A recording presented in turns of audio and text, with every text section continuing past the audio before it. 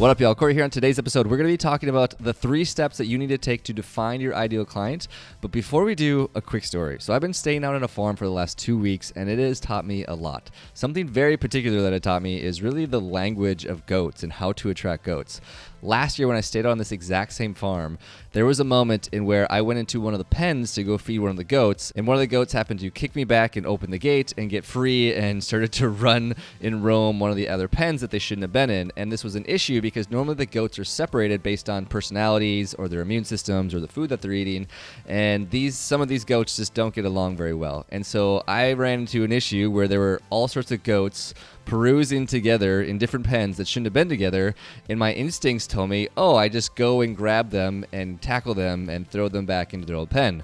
Well, very quickly I learned that this does not work, and I was speaking the completely wrong language, and I was not attracting, which is what we're going to talk about in this episode, those goats to me in the way that I wanted to. And it taught me, honestly, a lot about marketing. And so I've really taken the inspiration from that experience of trying to finagle these goats into a pen and get them to me to attract them for this podcast episode. And so the 3 things that we're going to get into is, number 1 is to know your goats. Number 2 is to graze in the right pastures. And number 3 is to speak their language. And so let's get into it.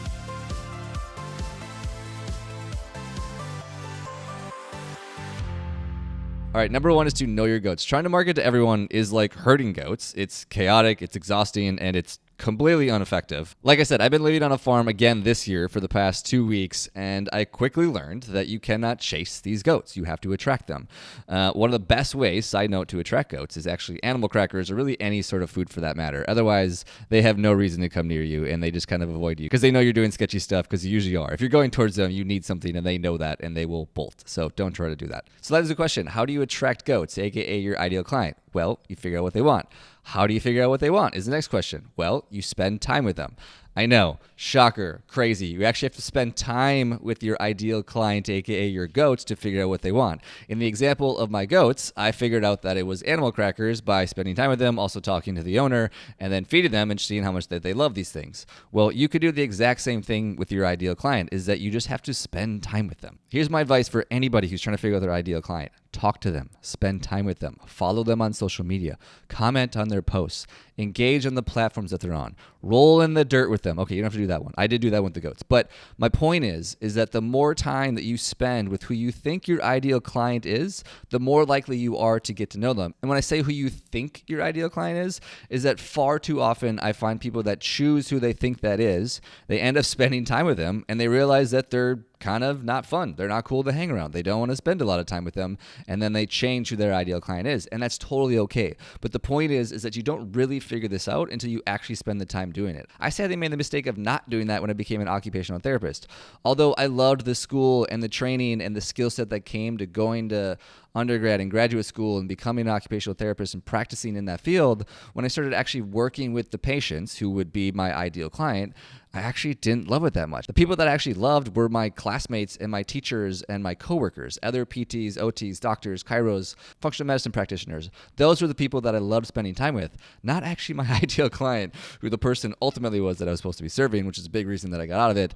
That's a podcast episode for another day. But my point is step number 1 to figuring out your goats, aka your ideal client, is to spend time with them, talk to them, and to really put in the effort of getting to know them on a personal level. All right, step number 2 is to graze in the right pastures. If I was looking for goats, again, aka your ideal client, I would not go to the desert.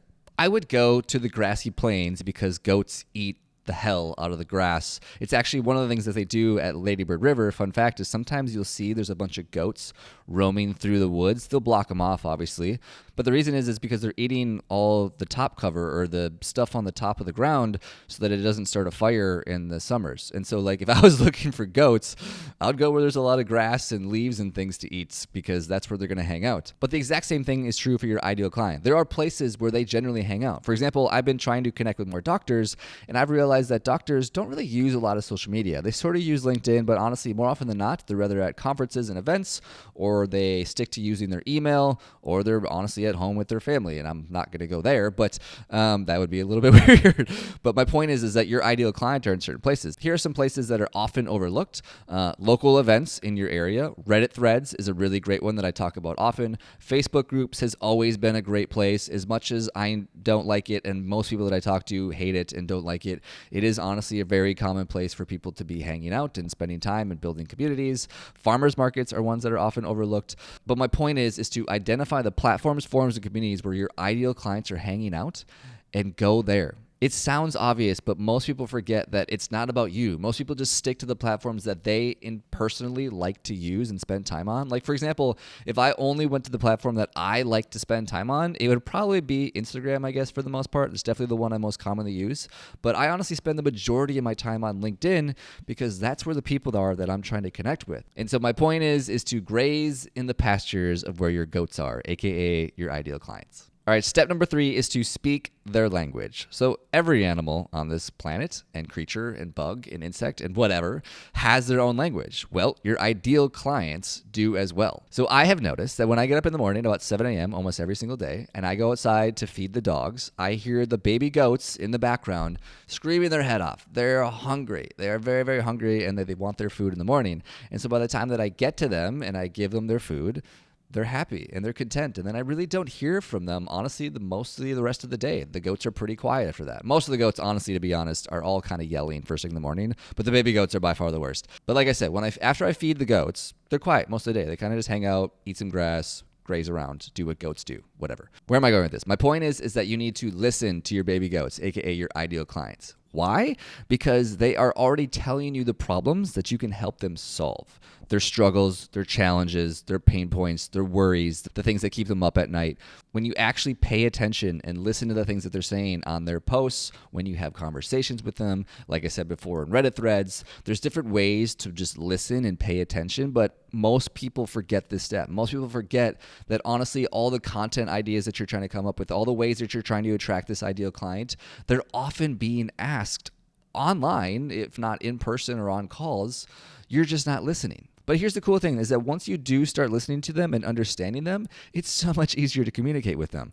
Every post that you make, every word on your website, every email that you send, every conversation that you have, you can start speaking directly to their pains, struggles, and challenges in ways that will really truly resonate with them. And the cool thing is that once you start resonating with them, you actually feel like you're making a difference in their life and you're really truly starting to have an impact on their challenges, and that feels really good. And so I tell that story and I say all that to really help you understand that it's important to listen, not just to tell them all the awesome, amazing things that you can do in your services and your products. That's all great. Hopefully it is solving their problem. But I think more importantly is to really truly understand their challenges. Listen to their needs, understand their language, speak their language, and watch your marketing become 10, maybe even 100 times more effective by just truly understanding your ideal client, aka your baby goat. So just as a final recap of the 3 steps to finding your ideal client. Number 1 is to learn about your ideal client by spending time with them and learning about them. Number 2 is to go where your ideal client is, go where their pastures are. Those could be Facebook groups or Reddits or chat threads or WhatsApp group chats or Apple chat groups or Instagram chat groups. I'm just throwing out ideas right now. All right, you get the point. And number 3 is to speak the language of your ideal client by truly listening to them. I hope this was helpful. I'm having a great time out on this farm. If you want more silly farm puns related to marketing and attracting your ideal client, I'm happy to do more of these. Just let me know. But until next time, keep hustling, my friends. Peace. Hey friend, thanks for listening to the show. And if you have any feedback for me about the show or any other guests that you'd want to see in the show, definitely shoot me a message. I love engaging with my audience and figuring out how I can provide the best value possible to the people listening to this show. Before you go, I only have one ask of you, and that would be to check out my 3 Tips Tuesday newsletter. It's 3 marketing tips every Tuesday specifically for the health and fitness entrepreneur to help them attract new leads. If you press the link in the description, it'll take you directly to the archive of all my previous newsletters, and you can decide for yourself if it's something for you. If you end up finding it helpful, you can just sign up for the newsletter and you'll get it in your inbox every Tuesday. Thanks again and keep hustling, my friends.